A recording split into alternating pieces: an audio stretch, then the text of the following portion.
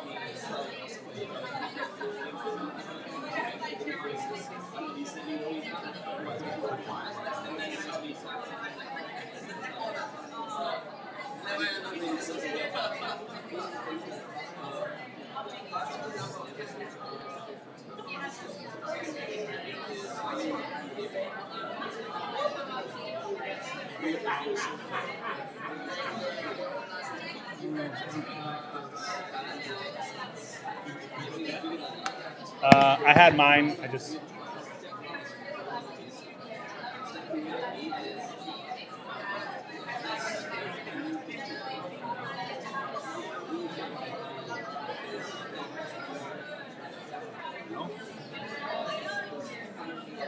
All right. There you go. Big one.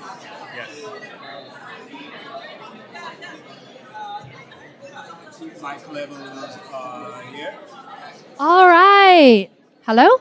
Can everyone hear me? Hello? Hi, everyone. So I think we're just going to get started. Thank you for bearing with us for the past few minutes. So welcome, everyone, to our ProductTank July event. My name is Amanda. I'm one of the ProductTank organizers. So for those of you whose first time it is here at ProductTank tonight, welcome. So we are a Mind the Product meetup. So we organize meetups, and we're a community who organize meetups for product people. It's a great way to sort of connect with like-minded and new product managers or product enthusiasts. We're a friendly bunch, and it's highly vibrant and very diverse. So tonight, we have a super packed agenda. Again, for those of you who have never come before, what we'll have is, for the next hour, we have 3 very exciting intelligence speakers who will be covering a very exciting topic. We'll then have a break after the talks where, it'll be a chance for everyone to grab some more food, drinks, network, and then we'll come back for some Q&A. And then we'll kind of finish off the session with some networking. So if you're interested in getting involved in our ProductTank or Mind the Product community, here are a few actually there's one QR code, but if you're ever interested in speaking at a ProductTank event, hosting a ProductTank event, or even writing for Mind the Product, please speak to one of us. We have a few volunteers around the room tonight, or scan this QR code to sort of get in touch. Also, if you are not already following us on LinkedIn, here's our QR code. Feel free to follow and tag us. We're always interested to hear what insights you take away from every event that we organize each month. So just to let everyone know, we will have a Slido running throughout this evening. Feel free to scan the QR code if you have any questions that you'd like to submit. We will be covering them off in the Q&A towards the end of this evening. But tonight's talk is really exciting. So the topic is going to be around leading change, building product-led cultures in established organizations. So we have 3 speakers tonight. We have Kiron, Rachel, and Ben. We'd also like to thank our sponsor, Springer Nature, for kind of bringing this event to life, making this happen, feeding all of us. And, and there's plenty of pizza, plenty of drinks. So in between, our sort of speakers and the Q&A, feel free to sort of get a top up. But again, thank you so much, Springer Nature. This is also an amazing venue. So let's jump straight in. I'd like to pass it on to our first speaker, Kieran Jones, who will be sort of covering some housekeeping rules and then going on to his first talk. So over to you, Kiron. Thank you. Thank you, Amanda. Can you hear me okay? Is there a clicker? Clicker, please. Thank you. And is that right next to one of the mic? Cool. Hey, everyone. Thanks for joining. I'm Kieran. I'm just going to introduce Springer Nature. Welcome. It's a real pleasure to host ProductTank. I've been coming for years, and it's really good to be on this side of the fence now. I want to thank the ProductTank organisers as well. They've done a great job in helping us, and all my colleagues internally who have helped put the night together, so thank you. Just a few housekeeping rules. There is toilets to the right. It should be signposted, and fire exits. If there's a fire, just follow us. I think it'll be all right. So I'll start with the talk. So an introduction to myself. I'm Kieran Jones. I'm a group product manager at Springer Nature. I've been here for 4 years. I've led strategies to grow usage of articles and grow submissions from our authors. We're a global publisher and done that collaboratively with lots of colleagues, some in the team, things like AI-generated reading recommendations, redesigning our content pages, and migrating lots of content from one site to another and retiring websites. And I'm going to talk about that a bit later in the talk. But just a bit more about Springer Nature. A lot of people don't know who we are as a brand, as a publisher. And I didn't know too much before I started working. But we are a group, and we have several publishing brands, journal publishing brands, book brands. We also have lots of data and solution services for researchers and authors, as well as an education arm of the business as well. We're a global company. We've got offices all around the world. Our major digital hubs are here, a couple in Germany, Lisbon, and in Pune in India. We've got 10,000 people. We have a huge amount of traffic to our websites. We've got something like 200 million people a month visit our major content platform, Springer Nature Link. It's actually one of the biggest websites in the world in terms of pages. So we're working at a big global scale. And our mission is to advance scientific discovery by publishing robust and insightful research, supporting the development of new areas of knowledge and making ideas and information accessible around the world. And we aim to accelerate solutions to address urgent global challenges and champion open science. And our work is guided by the principles of transparency, respect for academic independence, and a commitment to meeting the evolving needs of the research community. And over the years, we've been around for nearly 200 years, some of our brands, Springer, Nature, Palgrave, etc. And we've had Nobel Prize winners such as Albert Einstein, Charles Darwin, etc. published with us. And more recently, they've published the first human genome. We're one of the leading publishers on the Sustainable Development Goals and content around the COVID vaccine, etc. So, and you may have, just a little prop, you might know our magazine. Nature is the #1 brand in the world for scientific publishing. And you may have read this while you're at university back in the day. Cool. So, important context and challenges. So, Springer Nature is a group, as I've mentioned. The group is 10 years old. That was Springer Group and the Nature Group came together. And they are the result of many mergers. So you've got brands going back a long time, some newer brands. So that merger 10 years ago of two big publishing groups themselves has led to lots of complexity. We've got lots of websites. We've bought lots of solutions and other companies to make this operation happen. So that's an important bit of context, and I'll come back to that in a bit. The second big thing, which is super important, is transitioning our business model from a B2B to a B2C model. Okay, so traditionally, our revenues came from subscriptions, site licenses to our content. So libraries primarily, or corporates, would buy a subscription to our journals and books, and that would allow their patrons, staff, students to access our content. And we had to really, under a B2B model, demonstrate value to the budget holder, the librarian, okay? And that was done through growing usage. So our platforms and the things that we prioritized was getting people into the site through SEO and making sure people use as much content per session. Okay, but what's been happening in the industry in the last few years is we're moving to B2C. And this is a fundamental shift. And this is to stop content being behind a paywall, but that ultimately means we charge the author to publish. Okay, so this is open access publishing, and this is the direction of travel. What that fundamentally means is that the individual researcher is the customer, okay? And we have, those needs are completely different. And that's another challenge, is that researchers have diverse range of needs. They're in different geographies. That means they can have different needs and priorities, different subject areas from life science to humanities, social science. They can have many jobs to be done in one day. There can be an author, an editor. Is that me? An author, I'll keep going. There can be an author, an editor, a reviewer, a reader, all on the same day, all in the same session.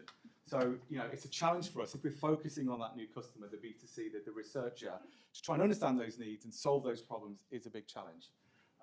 Springer Nature is a traditional publishing company. That's kind of the theme of this talk. We're not a tech-first company, even though we deliver our products and services digitally. And what that really means is that, we're an old brand and our reputation is absolutely critical. People publish with us because we have the best journals, and our editorial, our integrity is what people come here for. And, it's understandable that parts of the business are risk-averse to innovation and taking risks, because if we screw things up, it's going to have a big effect. And actually, two of our competitors, actual tech-first competitors, who were a bit sloppy with their research integrity, they tanked in the last couple of years because they didn't focus on that reputation. So actually being big and slow actually really benefited us. It's quite an interesting and funny story for us and not for them. So that's a bit of context.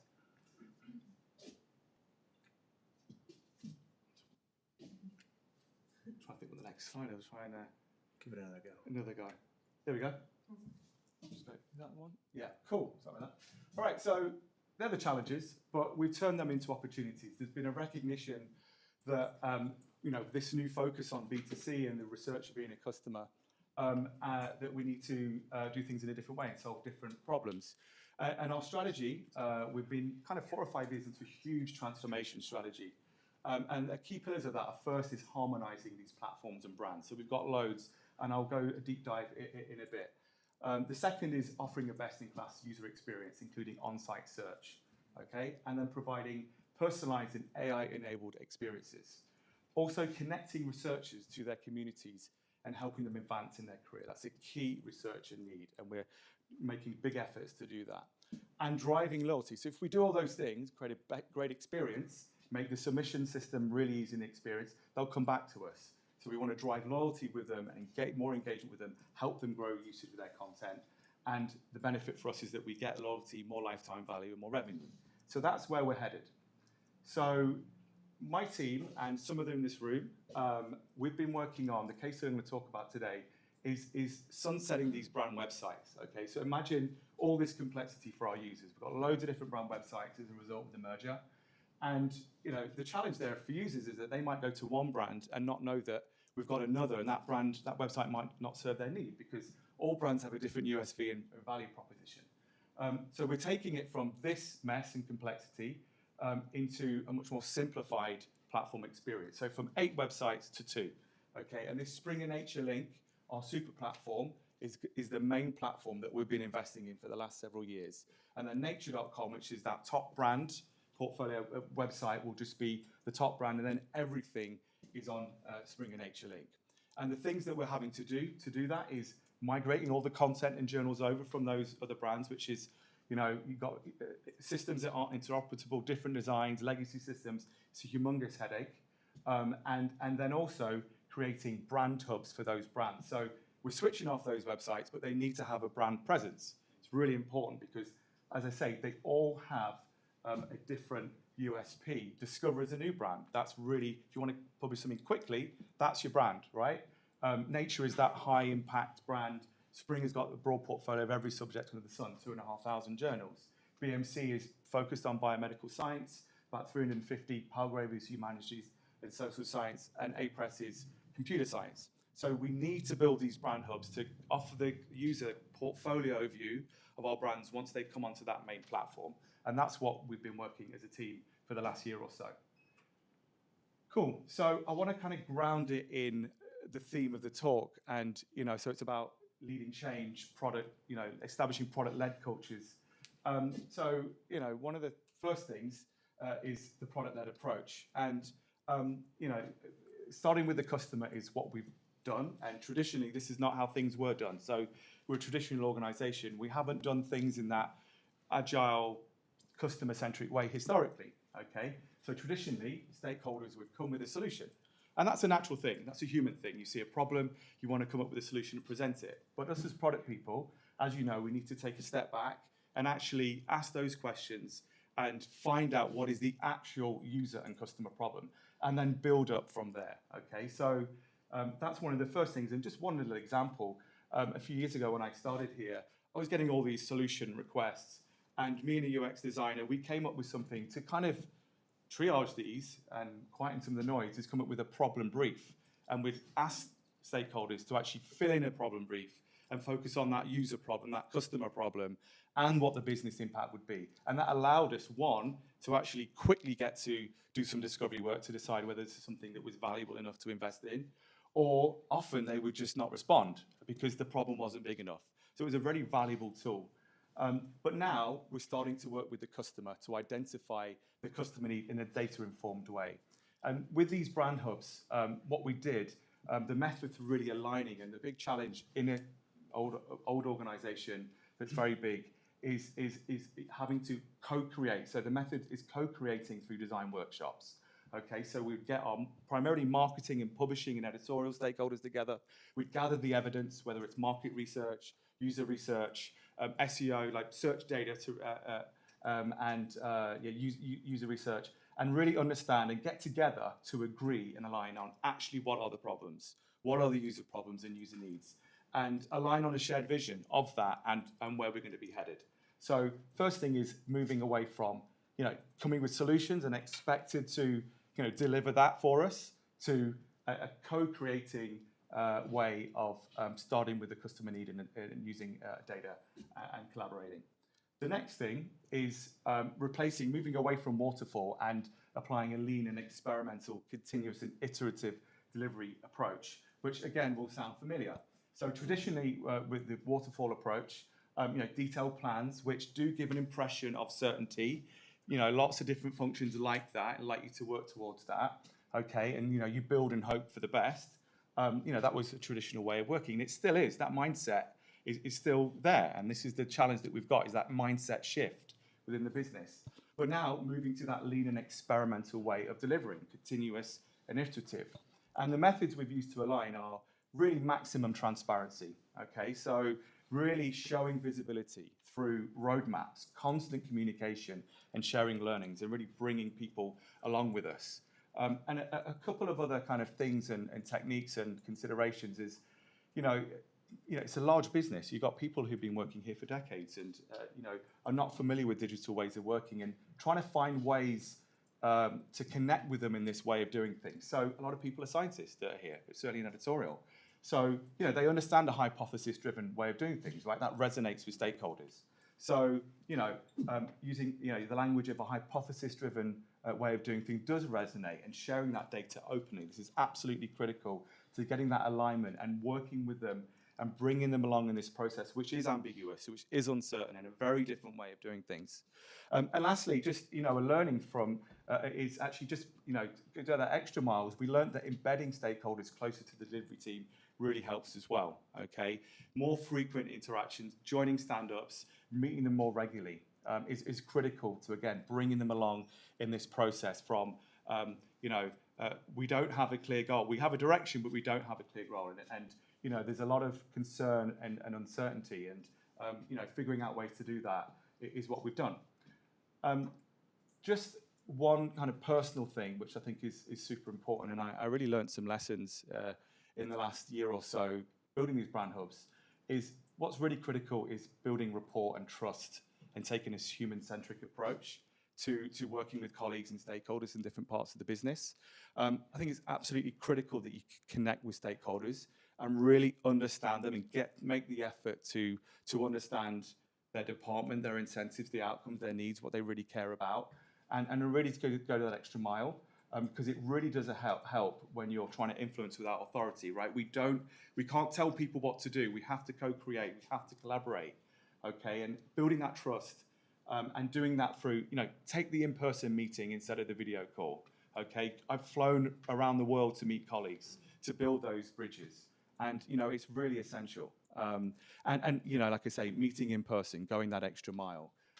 So just to wrap up, it all might sound obvious, the things I've just spoken about, right? Start with the customer, iterative, agile, I get it, engage with your stakeholders. But what I really have learned is that in a legacy company, you really do need to go that extra mile, work harder, right? You think you're communicating all the time and the message is landing, and it's not. You really have to figure out ways to get that message across. Building those relationships, okay, is really critical. So, that constant, and there is that constant feeling that you think you're doing the right thing, but it's not landing. And you just got to keep trying harder and finding ways of doing it. There is no substitute for the personal touch. There really isn't. It really just goes such a long way. And really the only way that you know if you're actually doing something is if you're making mistakes. And just one example here at the end is the first brand hub, which is a new brand. It's called Discover. It was the first brand hub that we're building and releasing. And we chose that because it's low risk, okay? It doesn't have that big reputation in history. And marketing are a key stakeholder, and publishing. But what we felt was ready for the first release, which is essentially 3 out of 5 pages, okay? And not the about and the updates, which is really that marketing stuff. I thought they knew that was the scope we were going to release first. And I thought they knew that the day of that, we released it and we didn't, okay? And they were really upset by that. And so was I, because it was my professional pride on the line, and I made a mistake. But because I built that rapport, because I'd spent a long time over the months and year or two building those relationships, it was okay, and we came back stronger, and we came up with new ways of working a bit more closely. So thank you very much.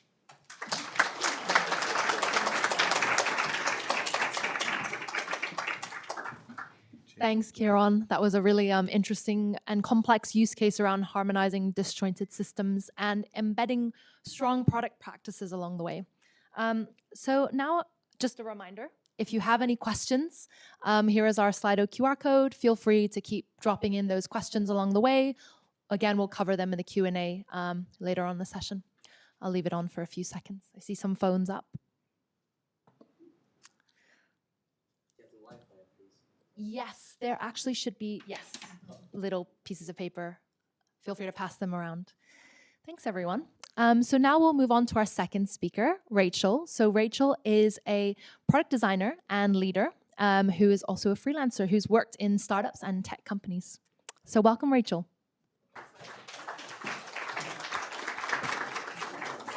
Very important. Awesome. Thank you, Amanda. And I'm hoping there are going to be some speaker's notes here. This is exciting. How fun. Okay, well, James is going to kindly begin thinking about that situation. New requirements? What is this?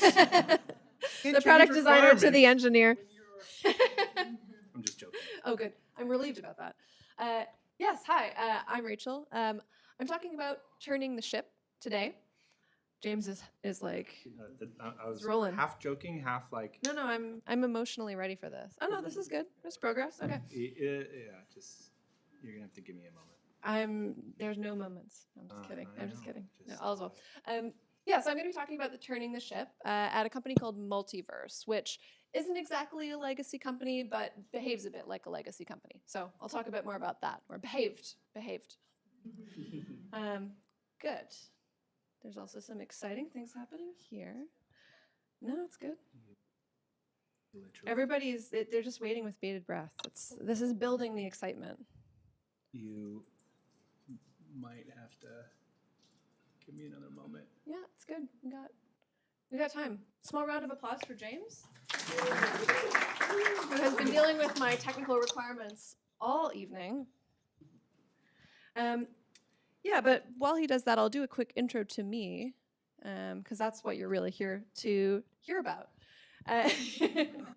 I'm Rachel. I'm a product designer, and I spent a big chunk of my career at companies like, sorry? Yeah. Thank you. Thank you, team. Yeah, see, No, not what you want. Not what I wanted. But it's almost what we want. This is on here. This is on here. I know. Yes. It's a good audience, though. They're very supportive. Sorry, James. No, it's just there's two windows, and so There's just two we're windows. gonna try one more time. We're going to try one more time. I think it's this time. This is the time. We're going to make it. I want to display slideshow on this. Yeah, but then she can't see her notes. She wants to see the notes. The notes would be good. Is there a requirement? Yes! James! Yeah, but All right. We're going to be good friends at the end of this. it's not gonna work the way you want. You're gonna No? change it there, but this is something else. Oh, interesting. Okay, well, we're gonna do it live. It's gonna be amazing. Is there a way to? So this. Okay, cool. This is doing exciting things.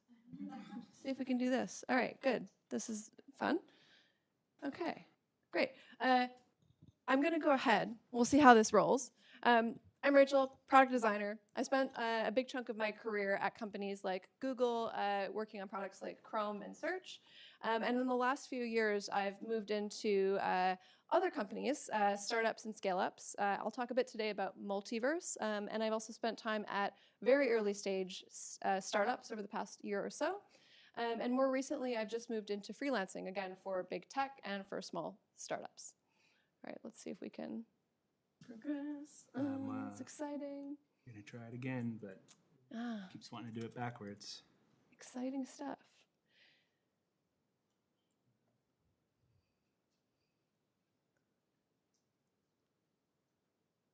So I want this. Yes. But I want the slides. Okay, good. Then it's not showing me your slides here. It's not great. No, it is not. And so. Okay, should we try to do it without notes? Yeah. We'll see how that goes. Well, that will be fun. Oh, or we could just leave it like this and everyone could suffer through the sadness. Including. I'm gonna leave that up to you. All right, let's do that. Okay. Suffer through the sadness. Let's suffer through the sadness. All right, but the slides are very pretty. Okay, great. You know who I am. You know why I'm here. Let's roll. So yeah, in my former life, I spoke a lot about design at Google and why products like Chrome and Search were so successful in terms of building for high complexity for a lot of users and ultimately for great product quality. And my experience has shown me that there's really three key things that made Google successful at those things. So first is this muscle for envisioning the future and then breaking that down into pieces that they could execute. And this happened very organically at Google. The second, the reason it could, they had a very outcomes-driven culture. They really allowed you to do a lot of what you wanted to do as long as that was going to deliver results. And that was possible because they hired people for autonomy and the ability to figure out what you were going to do and do it on your own and take responsibility for the outcomes of that work. So at Google, what that looked like daily was everyone on the team was using the product. They were filing bugs. They were proposing improvements, whether you wanted those proposals or not. And they were also involved in hiring.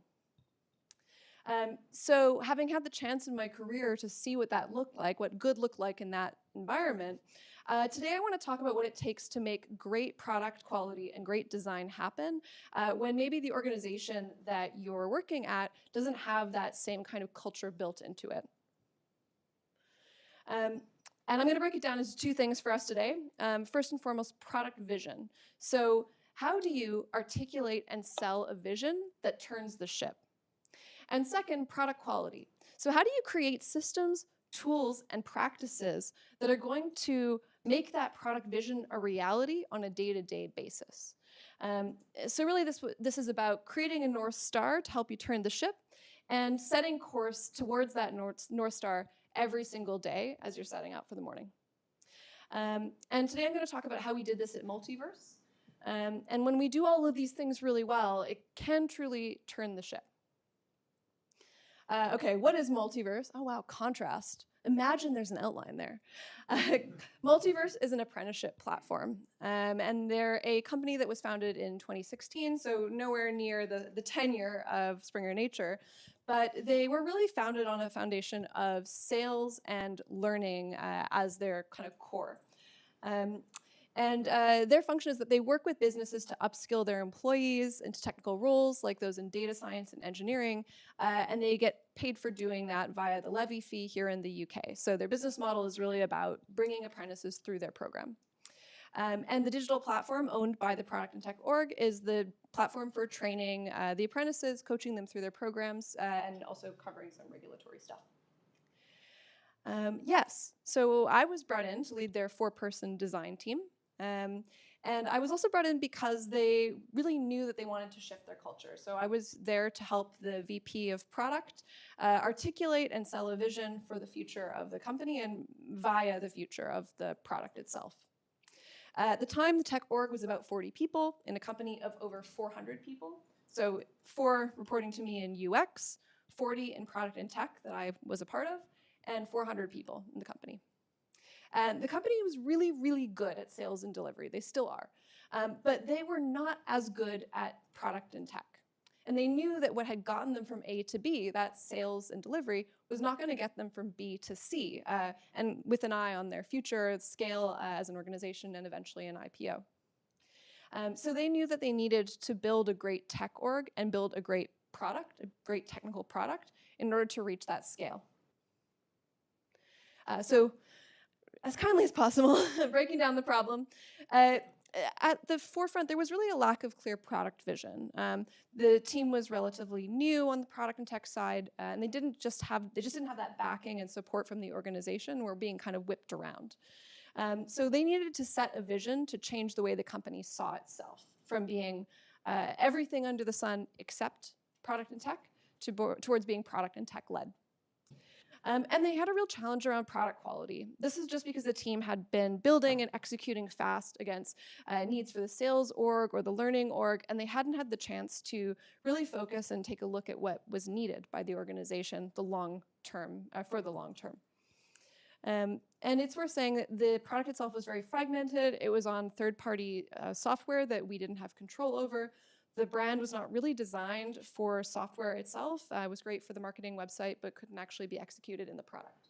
And ultimately, we knew that what we needed to do was to build something that we'd be proud of, that sales could show in their sales calls rather than hiding away and introducing well after the contract had been signed. This is what it looked like. This is actually the third-party platform that the majority of the user experience lived on. I don't know if any of you have ever used Moodle, maybe in your university days. Yeah, this is built on Moodle. It was not great, and the team knew that this wasn't good enough, but they just didn't have the backing and cover to change that. When I first joined Multiverse, the VP of product and I wanted to create a story that would persuade people to let them invest. This was a months-long effort. I came in thinking that we could do it the way I had done it at Google, classic mistake. Google works at the time worked via bottom-up influence. So you would talk to all the people on the ground, and if they were convinced and they wanted to work on it, they would tell their managers, I'm working on this. Very different at other companies. We figured this out after a time, and we started working directly with the CEO, Ewan Blair. After that very slow progress, we moved ahead very quickly. Kiron did a great job talking about already what that process of developing and articulating a vision looks like, and that's lucky because I don't dive very deep into that today. But we worked together, and we got in rooms with whiteboards. It was a small group of key stakeholders, and we wrote down on paper and on whiteboards a story of what we thought the product would be. And then I picked that up with the VP, and we brought it to my design team, and we started building that out by creating mock-ups that fit into the product narrative, and thinking also about the individual stakeholders within the organization. So what's this going to look like for sales? What's this going to look like for coaching and teaching?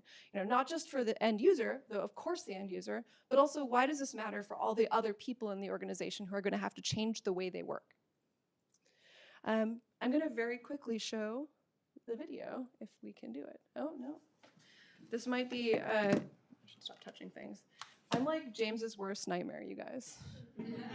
No, not next product. That one was worse. Let's see.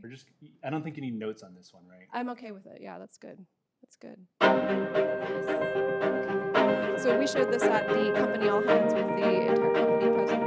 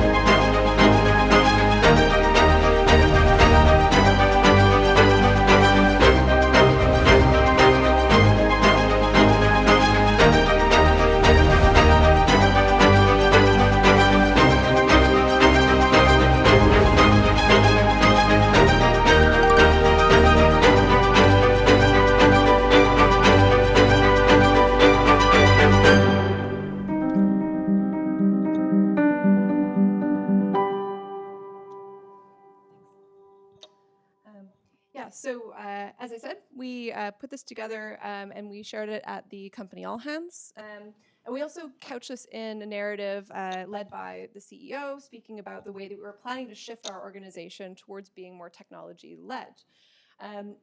And it's worth saying, we went through this cycle not just once. We went through it about once a year, and each time we pushed for a much more ambitious vision. And we shared that vision every year at the company All Hands as a way of setting the stage and framing our roadmap planning. Worth saying, yes. I wish you could see. So these are the chat messages from the first presentation that first time we gave this presentation. And they're all very excited and very, very inspired, which is fantastic to see, and they're not angry and confused. But also, some of them are from the sales org asking if they can begin selling this right away, which is exactly what you want to hear. And of course, we said no, but oh God, oh God. But no, I mean, we work towards this path of being able to actually sell our product and not just sign contracts, ultimately with the goal of becoming, obviously, a SaaS company. Yes. So let's talk a little bit about wrapping this section up. The big takeaway here is this. At scale, great product and design is as much about influence as it is about execution.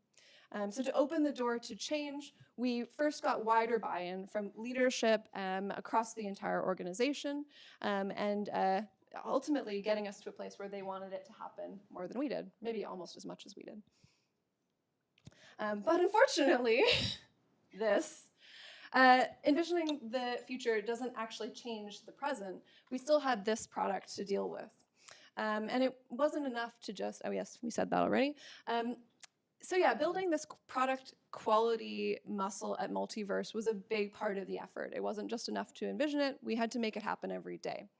And the first thing I did with my team and with the tech org was to build confidence that it was even possible to do that. They'd gotten into a bit of a rut. You know, they were working hard, nose to the grindstone, but they weren't able to pick their heads up and look towards where they were going to end up. And so yeah, one of the things I did in parallel with this vision work was I kicked off a very focused, time-bound effort to just improve the part of the product we had control over a little bit. Design and engineering partnered on this. We upgraded just a few of our core components and made some small visual changes to help the product feel just a little bit better.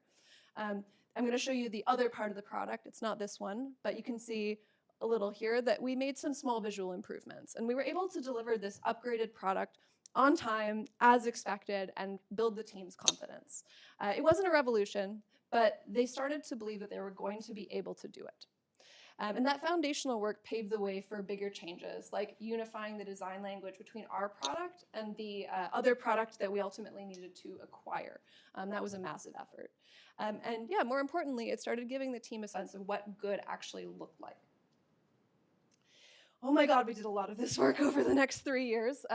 This is the horror show design file that you can't fully see. It just has hundreds and hundreds and hundreds of text boxes and how they're all inconsistent. Have fun. As the team scaled, we had to invest a lot in things like component libraries for better consistency and quality. We introduced standard contribution processes so people couldn't just make everything that they wanted all the time. And we started actively and explicitly tracking product quality issues. So I would get up every morning and I would file bugs and I would tag them with the little UX issue tag.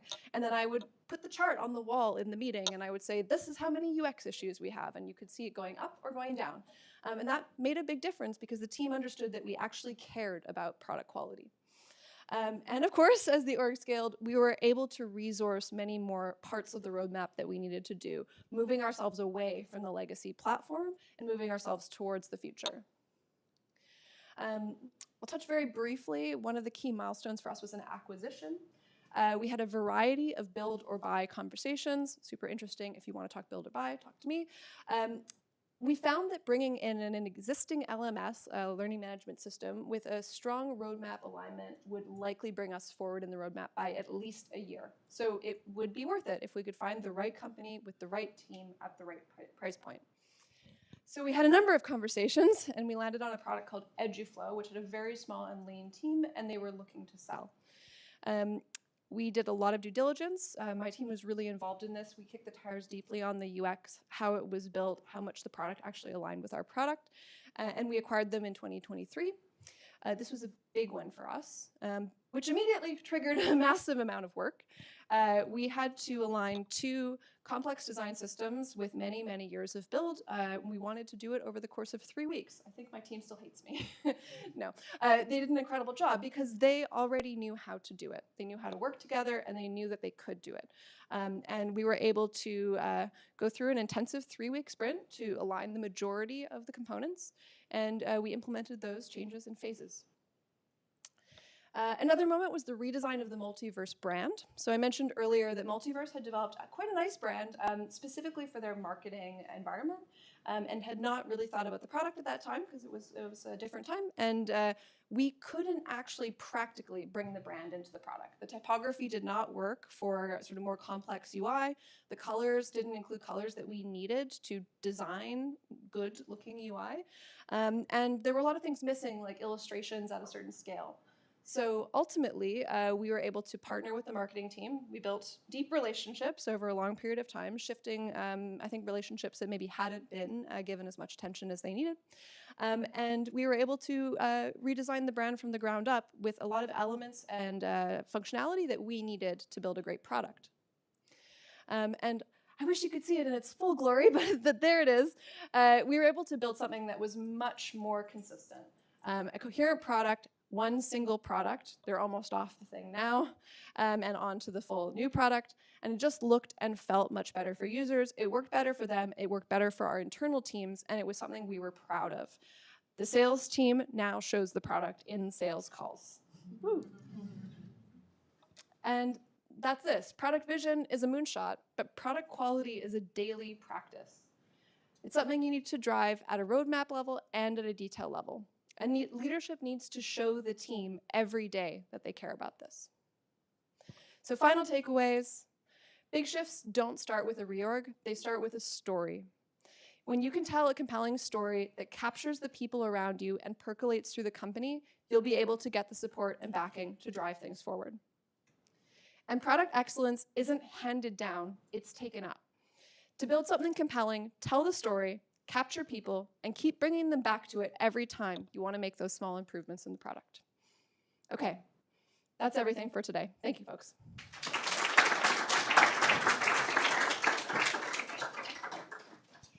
Thank you, Rachel. I think my key takeaway is that it's very important for a company to have a strong product vision, but equally to have a strategy to be able to translate that vision and to work through how to deliver it iteratively. Cool, so I will now Slido again, if you've missed it, have any other questions. But I'll introduce Ben. So Ben is a product director at NHS England, and he will be our final speaker. So welcome, Ben.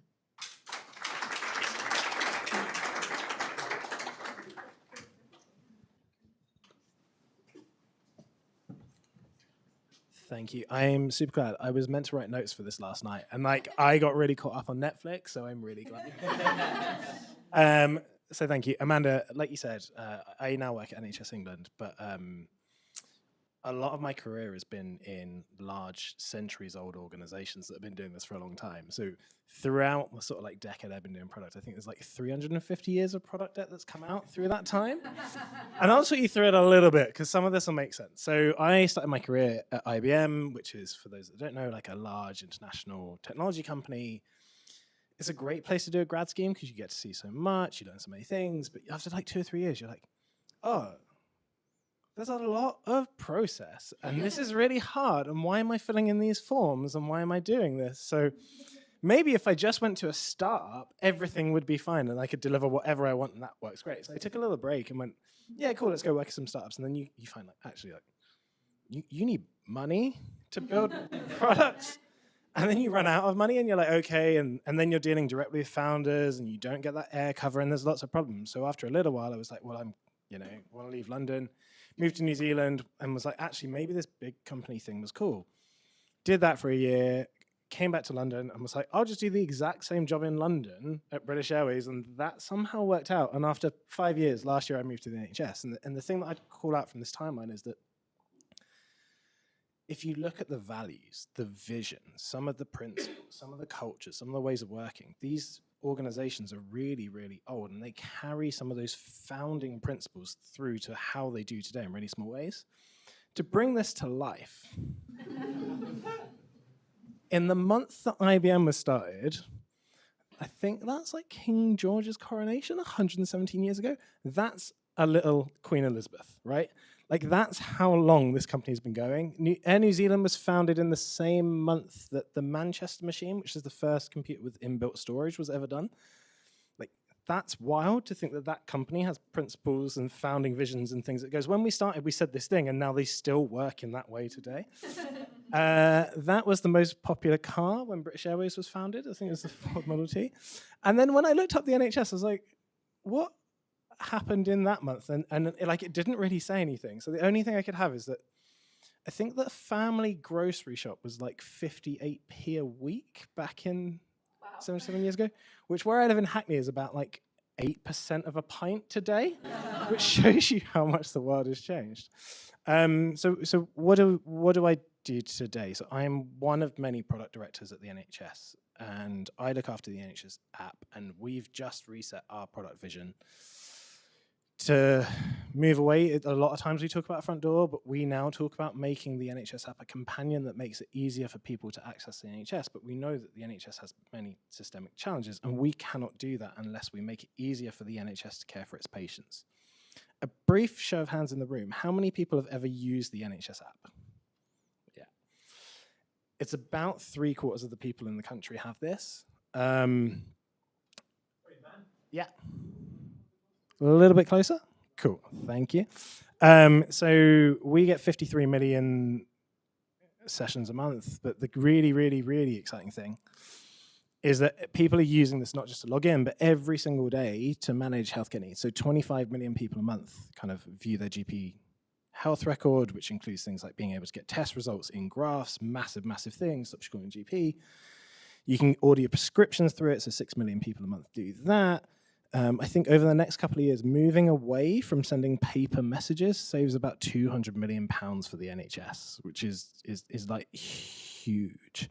If there are any growth PMs in the room wondering how we did this spike, at one time it was the only thing that could get you like a vaccine, to see family, to know if you could go out, to get a pint in a pub, which is like pretty unreproducible sort of like marketing tactic.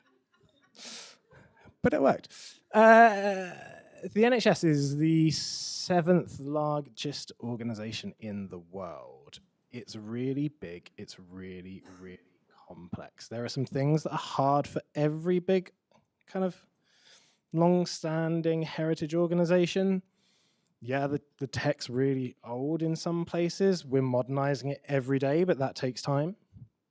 The bigger challenge that people don't say is that like so much of this isn't on tech. So much of this happens on paper.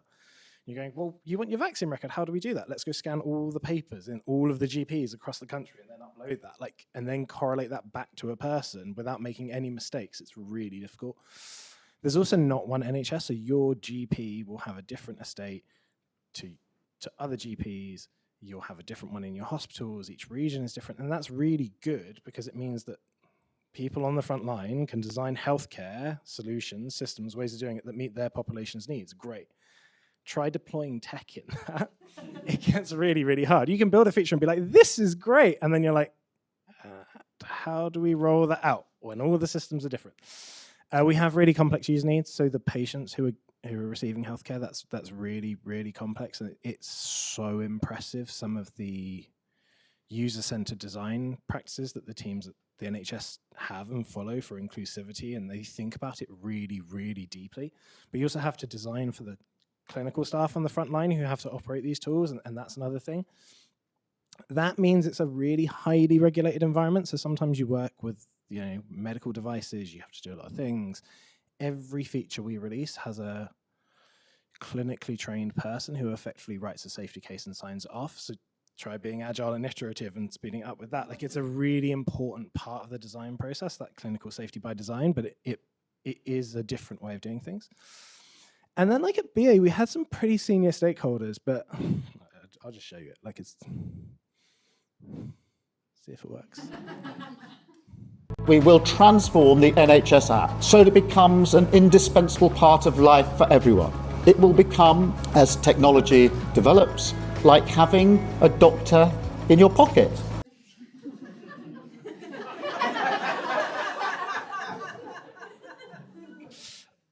I still get scared every time I see an image of Keir Starmer in a hospital for what it could mean for my roadmap. Like, daily, it's like, what's announced? How do we build it?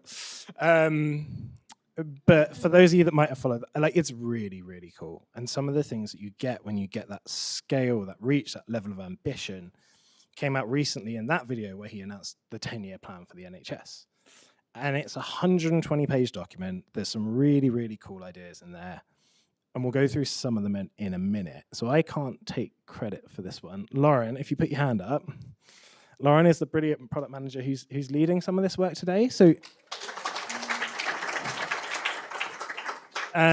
this is one of the coolest things that we're doing. So by 2028, a new AI-enabled tool in the NHS app will help patients better navigate the health service. So the idea behind this is you don't know if you have to talk to 111 or your GP or your pharmacy today. Why is there not one solution that you can go to, have an AI-assisted triage tool so that there's still a clinical person making that choice and saying you should go here based on your health record, but how can we help them in that decision-making along the way so it takes less time for them to make that decision and they can get a disposition at the end as opposed to having to talk you through everything? How does that then connect into the whole health service? If you didn't have to go through your GP for everything, how many GP appointments could that minimize? How could that shorten pathways, take referral to treatment times? Like, this is massive and really important. It's also pretty hard, but it's being trialed at the moment. Like, there are GP practices doing it at this moment. We're going to put pilots in kind of later this year in parts of London, which are looking at this. So it's not a million miles away. We'll ensure that elective means hospital, basically. So we'll ensure that the NHS can provide GP and hospital appointments virtually through the NHS app. So you can think like video calls. That's great. That makes sense. But how can you do skin analytics? How can you measure blood pressures? How can you order blood tests? How can you do all of the hospital things or a large proportion of them through a community or at-home based models, try and help improve the access to healthcare and make it more productive? How do you then, so I am like a big Aura fan, have the Apple Watches, do all the things, because I think it's really important to try and kind of eat your own dog food if you're looking at doing this, but how do you make wearables standard in preventative and chronic care? So instead of going, actually, we don't know so much about you, there's a conference I went to the other week where they asked the room of clinicians, who do you think knows more about you, your Apple Watch or your GP? If you can take some of these wearable devices, how do you get people, target them and say, actually, before you get sick or before this is a long intervention, we think you should go and see someone now because that could really change the course of disease, and it's far easier for the NHS to treat, and it's far better for you as a person to have that treatment. So we're looking at that. That says by 2025 as a standard, but again, you can do some of this in small care pathways and pilot it a lot sooner. And why is this important? So this is like of all the things I work on, this is the biggest thing for me. If you can get these pathways in place, the good example here is for HPV self-sampling. If you can have a model where instead of someone having to go and get a smear test, you can help people have a HPV test at home, more comfortable, improves the reach, takes away some of the stigma, you can do really, really big things like this pledge, which it goes beyond that. There's lots of things in this, but you can eliminate cervical cancer by 2040 if you get all of these things right. Big ambitions, big challenges, but it's really, really hard to operate in and actually deliver these things. So a couple of callbacks to what Kiron and Rachel said. This is really hard. So you remember the career timeline? Like, here was the British Airways thing. We've sort of been here before. You can't really read it. But a couple of years ago, BA went through a big transformation, and it said they're going to spend £7 billion on a revamp. There's loads of money going into the app. We're rolling out. If you're flying to Bari this weekend, it's going to be out. It's going to be great. We've done some user testing. It's really confident.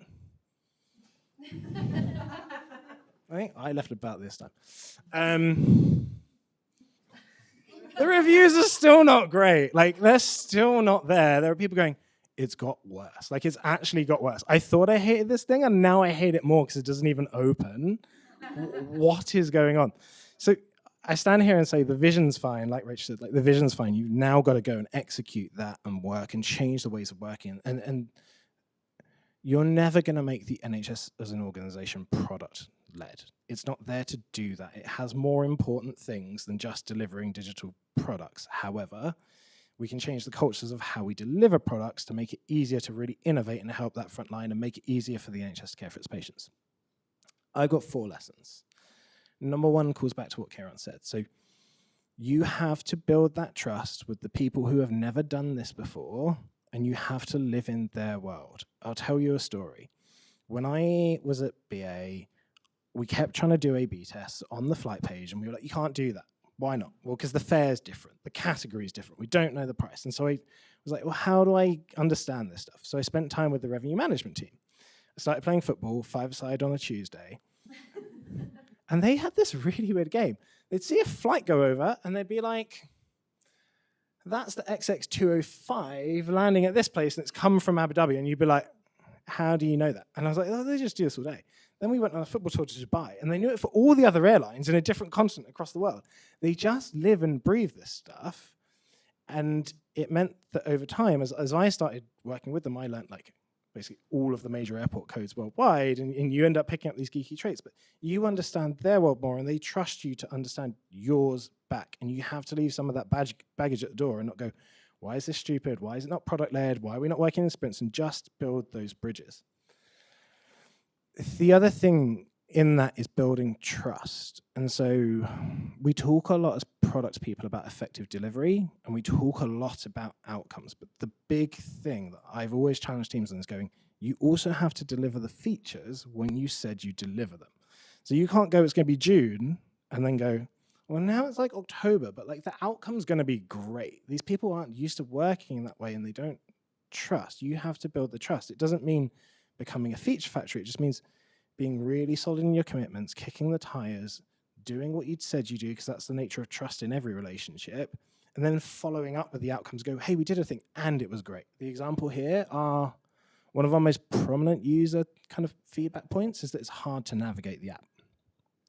So the first thing that we're doing on this transformation is just going, hey, why don't we make the menu simpler? That feels like a really simple place to start. That signals to everyone that we're listening that we can do stuff, that we can get tech out the door. We started on the profile page, and then we went, hey, by the way, engagement with these 2 items, which the organization really cares about, is up. That's like, I think 50%, that's 130%. These are massive, massive things that mean that 200,000 people every month find it easier to log in. So you follow up with the outcomes, but you have to build that trust in delivery.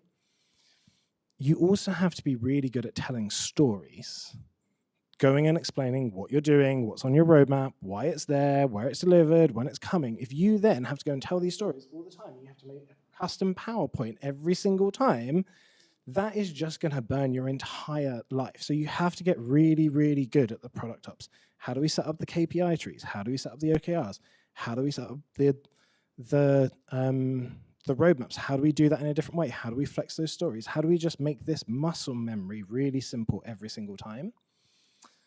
And my last one here is like, don't play small. Never settle. Never go, this is really hard. If you go back through the story that we've told here, yeah, it's hard. It can be really hard in this organization, but you saw the 4 slides that we had up. It's also like insanely worth it.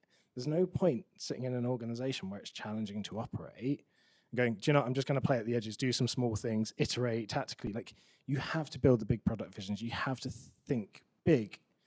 It makes it worthwhile, but it also is the only way to be successful, because it's the only way you change a dial in a place that just has that scale. So yeah, to go back, you've got to build the trust. You've got to deliver what you say you will, outcomes and features. Keep the product ops really slick, and that will save you so much time down the line, and then just keep thinking big. Cool, thank you.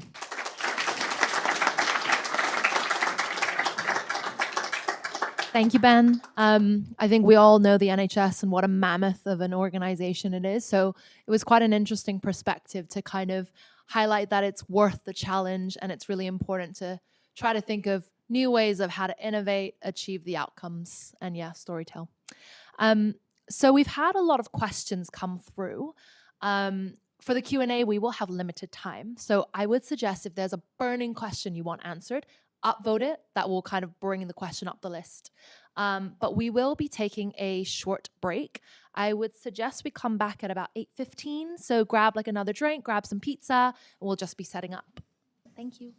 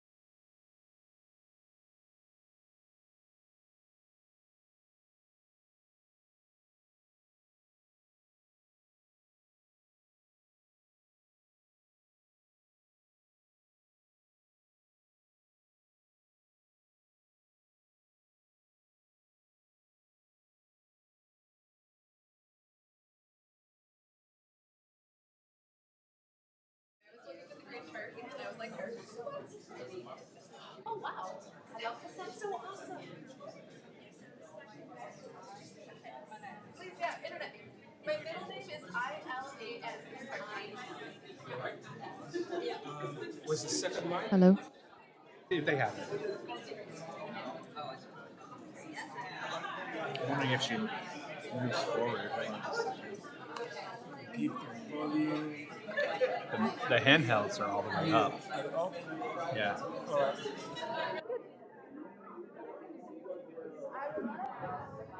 Yeah, is it? It's getting better. How's that? Yeah, I can see As long as you're comfortable. Yeah. Yeah? Okay. Then would you guys mind shuffling you guys forward? We're getting my eyes out of the light, and I didn't want you guys to be weirdly back there. Yeah? I'm in pretty good shape here. All is well. And I've had some already, so that's the situation. Better. Yeah. Cool. Right, let me just check the audio I here. feel like you're kind of out of the There you go. Yeah, better.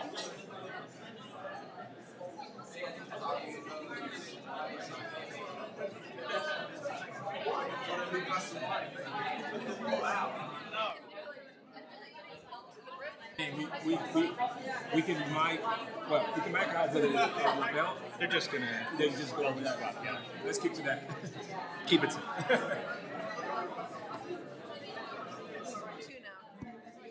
Two now. Are you all right? You want to move forward? You ready?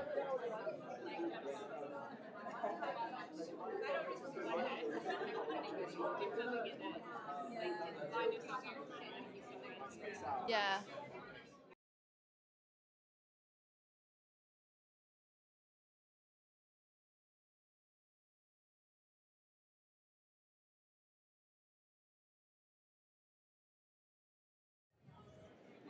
So we're just gonna. Hi everyone. Sorry. So we're just gonna get started with our Q&A segment. So thank you everyone who submitted questions. We've had loads. So just to reiterate, if you have a burning question or you're really interested in getting a question answered, please start upvoting. But cool, we'll jump right in. So the first question that we have, and I think this is kind of relevant to every speaker, and all of our speakers are in the hot seat. So if you have an individual question or a question that you want everyone's take on, like feel free to call that out. So our first question is, was finance projections key in convincing business colleagues on the new ways of working? If not, did it come up?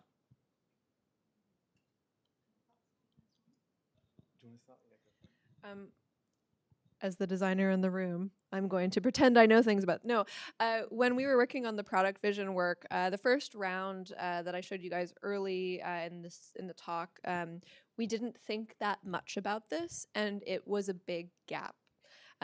Though the story was compelling, the music is very motivating, we didn't talk about what this would mean for the business model because we didn't think about it at the beginning. In the, I want to say third round, so after the CPTO Ujjwal Singh joined, he brought a lot of really meaningful, deep ideas about how changing our product and the way that our product worked would change the business model for the company. And this had implications, obviously, from a finance perspective. At high level being that we could shift the company from being what was essentially like a one-off contract-based business model to a, hopefully in the future, B2B SaaS business model, which of course then had implications for the multiplier of the company and the eventual IPO. That was very convincing for people, and I wish that we had thought about that much earlier. Yeah, I mean, BA had this a lot. Like, they don't give out. If you're like, hey, we want 20 product teams, they're like, and how much do I get back? And it's the first question that you kind of get. So I think we did a lot of this, and there's a lot of complex modeling that goes into some of that. Of like, cool, how much do you actually get back? How much goes in fuel? How much does it come back? I think just the trick is it's not so hard if you can turn it into your OKRs and KPIs. So we went, hey, if we get this much extra in conversion rate, there's some complex maths behind it, but that leads to this much back. If we can get more people checking in online, that's this many people. So translate it into things that your product teams can work through, and it's not so much of a daunting challenge. If you're trying to look at like really abstract finance concepts and you're getting every product person to do it, that's not really fair. You've got to do the finance stuff as an org, but you've got to make it really simple so that products can all look at that and go, that's the target, that's what we need to do, that's the outcome we're chasing, let's just all go for that. Just on the example of switching off the websites, there's certainly operational efficiency, but what I'm struggling to do is to actually figure out how much the savings will be. So it's really more about just the strategy of simplifying for our users and customers, and then it's going to be a bit of retrospective. We have kind of goals around driving more usage and more submissions, but it's actually a real challenge. So it's more of a strategic decision for switching these off. Yeah. So it kind of sounds like it is an important lever to consider and leverage, but equally it's very important to not lose sight of the customer. Cool. So I know everyone can't really see the next question, but I'll read it out. So how do you use data to guide decisions where there is disjointed data or gaps in the data? So I guess a bit of an follow-up question. When data is not readily available. Every insight that you get, so like a user feedback or interviews or observations, like we talk about them like layers of Swiss cheese. Like everything has blind spots, everything has a hole in it. You're not going to get the perfect one tool which goes, here's how I make a decision. If your Adobe Analytics is perfect, but you don't know the qual, well, you're still not going to make a rounded decision. I think it's about trying to understand the limitations of your data, be incremental and iterate and experiment through it. Like if you experiment, you're creating your own data about your hypotheses that are important. So being experimentation led is really, really key. I don't know anyone in the world that goes, we've got all the data that we ever need and it's fine and we've like, it's perfect. Like my friends at Google, you probably find this, like there are things you just can't measure and don't know. And that's product, right? That's experimentation. So I think just lean into it. And that Swiss cheese analogy is the only way that I've ever explained it. Everything has a hole in it. It's about layering different methods up so that there are no gaps overall because you're covering holes with different places where different holes are. Just to add that. So for me, it's about confidence level and risk. So depending on your confidence level with that data and the rate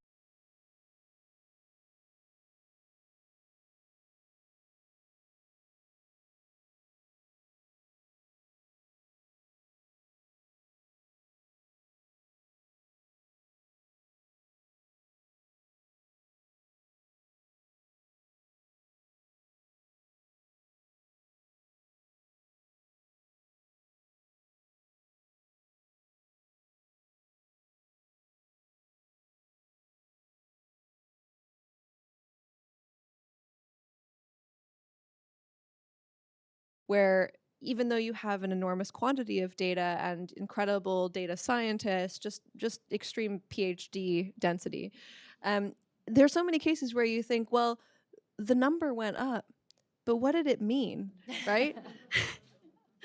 Yeah, like I think so much of it is just owning that thinking and saying, well, okay, we know it's going to take a month to get to that experiment and we need to make a decision today. What can we do? Is it run a survey? Is it run like a dog food experiment with X hundred people at the company that fit our criteria? Like what can we do to fill in? And what question are we actually trying to answer? I think that's often a gap I see as well, where people think, just get as much data as you can. But it's not. It's really being targeted about what risky decision do you need to make and what thing can you learn quickly that will de-risk that decision and give you the confidence you need to own the risk. I have a mic. Thank you. Have a mic. Amanda has a mic. She's prepared. Yeah, I think it's funny. It's definitely, data is definitely very important for us to make decisions. But in the situation where you have too much data and what you do with that, I think we don't always talk about that problem. So interesting take. When building relationships to co-create, how do you deal with, we need this now, product are blocking us and slowing things down, and they just need to do it? This is when I love being a designer.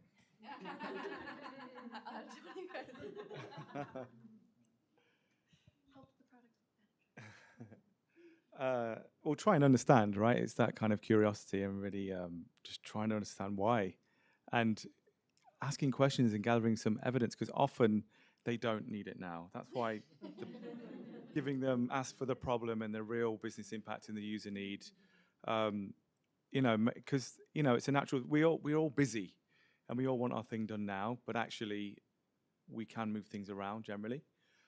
So I think just asking those questions, and if it's if something needs to be reprioritized or prioritized, that's your job as a product person. We get these requests left, right, and center, and it's the hard part of the job. We're trying to think long term and strategically, and then we're dealing with these important requests, and it's painful and it's hard, but genuinely try to understand and then prioritize accordingly. Yeah, it's that's always the first thing. You always start there, right? And you go, and then you can go, what's the cost of trading it off? If you don't get this, then you don't get that. Then you can try, and the other thing that you can always do is try an A/B test and go, hey, could we prove that this is a stupid idea straight off the bat so that we don't spend a load of money on it? Like that sometimes works. Sometimes you can sit in a room and war game and go, cool, actually, if this is fundamentally undeliverable, how are we going to do this? Where's the data that's coming into it? What's going to happen? It's not a product thing. Like the limits of engineering mean I cannot do what you want with the tools that we have as a company. Therefore, if you go through this transition, we can get there. Sometimes though, honestly, sometimes you just need to weigh up whether it's easier to do it. Like we had a fight about multi-factor authentication on the BA app for about a year. And we were never going to win that fight. And we were like, it's stupid, it's going to hit conversion rate. Like in hindsight, I probably should have gone, oh, this person is just the worst person I've ever worked with.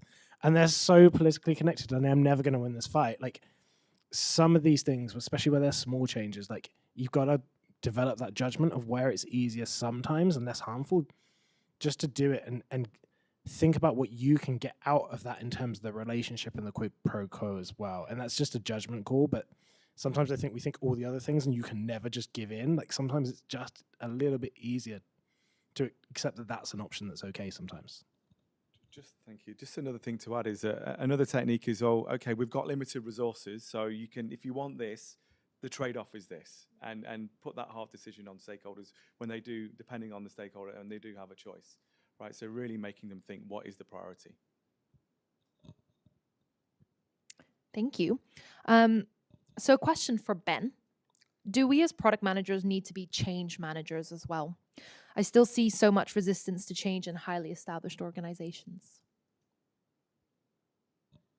I mean, yeah, 100%. But then I also think, like, look at the transformation that marketing's going through at the moment. Like, they need to be change managers. I think the big flaw is seeing the product person as the change manager and the rest of the squad not there. Like, your designers should be change managers, giving that user voice. Like, your researchers should be change managers trying to lobby that. Like you as a team need to be managing change. If you see it, your engineers need to be going out and doing these things as well and pushing these limits. Like if you see it as a product job, I think you're not going to change the culture.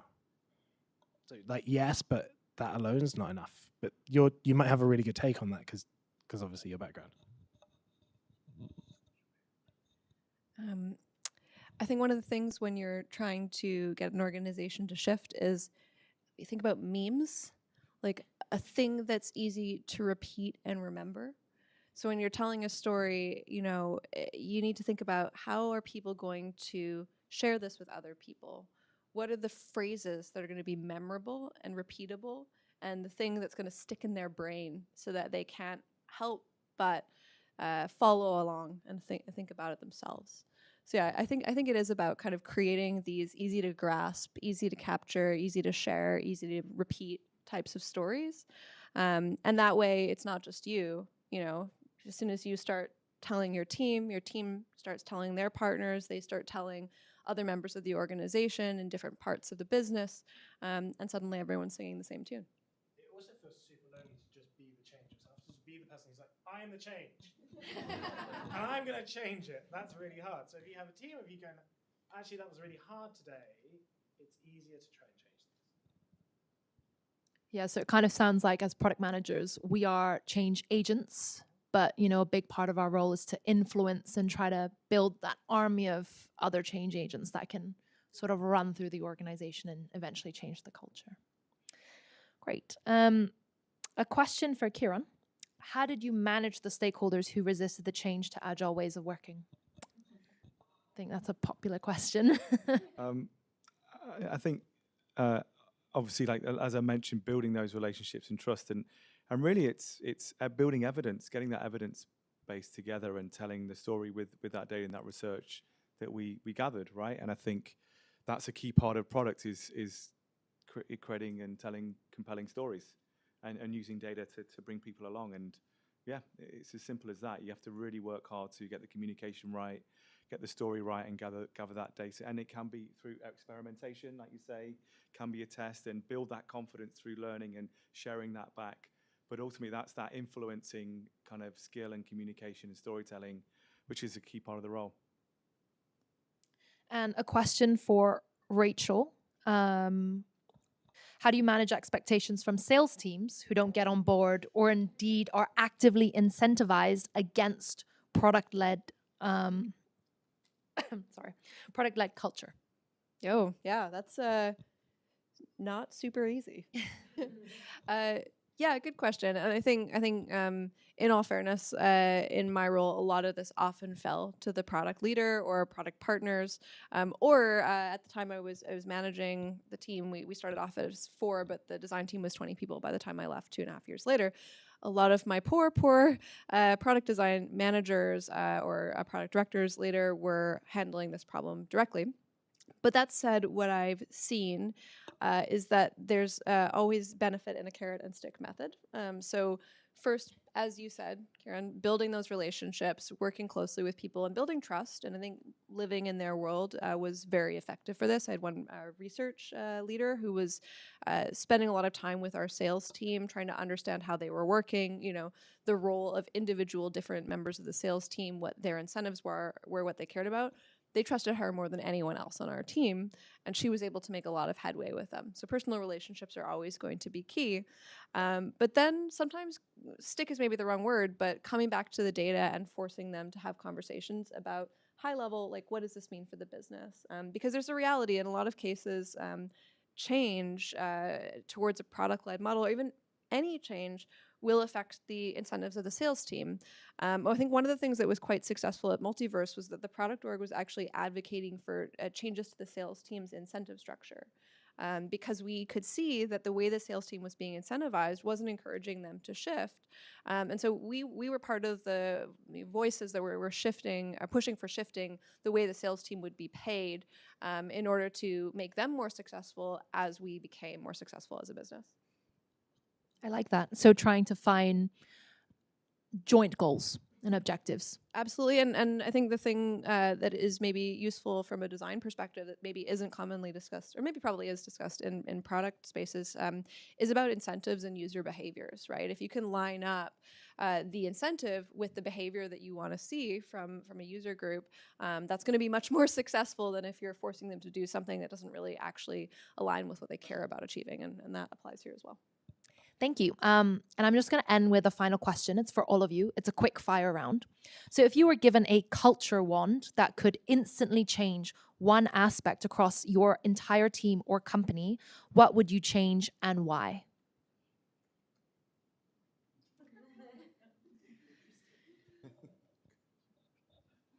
Kiron, you want to go first? I don't know. I might throw, any colleagues want to throw something in just for a bit of spice? I don't know. Culture wand. Go on, go for it, Amber. Thank you. Oh, thank you very much. Yes, 100%. I am known. Thank you. Great idea, Kiran. I'm known for the Kieran's in the office all the time, and he wants everyone to be in the office all the time person. That's me, but for good reason, right? Because themes that we've spoken about today is building relationships, rapport, decision making, speed. We're a global firm, and we're never going to be all in the same office.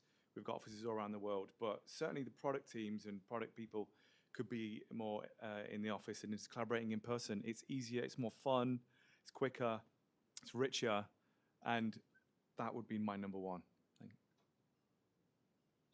Less in-person collaboration. I'm kidding. I just thought, what would the designers say? No, I was thinking about, I'm working with one of my clients is a big tech company with a really interesting health initiative. They're amazing. They've got kind of this like startup in a big tech org quality. And I think it's about, I think it would be kind of more mutual empathy. I was having a really interesting conversation with one of the eng leaders. We're thinking about how do we make this part of this big org move faster than the rest of the big org. And we think the thing that's needed is for all the startup-y folks to better understand, like, why are all of these big, hairy, complex, exhausting processes in place? And for the folks who are coming from that important, like, regulatory and safety and security arm to also understand the sort of trade-offs around risk and velocity better. I think that would help us kind of navigate that more smoothly. Just experimentation. Like, if it's safe, if it's not going to cause any problems, anyone's idea, you should just do it. Like, dev's got an idea, great, try it. Like, some of the best ideas we ever had came from different people, different perspectives. You want to pilot something that a local GP's doing, just go do it, right? If it's not going to cause any problems and it's going to take like a series of minutes, why would you not try more things? I think sometimes we debate things for so long that in that time you could have built the thing. Like, you could have built the test and got it live in the hour call of everyone's time that you were doing stuff. So just letting everyone go, yeah, I don't think that's a great idea, but I have no evidence why it's not.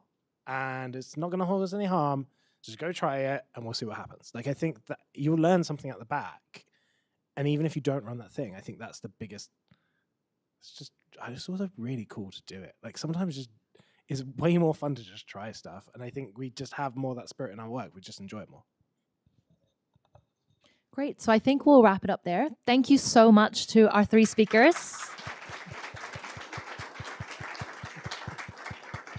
Thank you to all of you as well, our audience. I know we had some technical issues tonight, so thank you for being patient.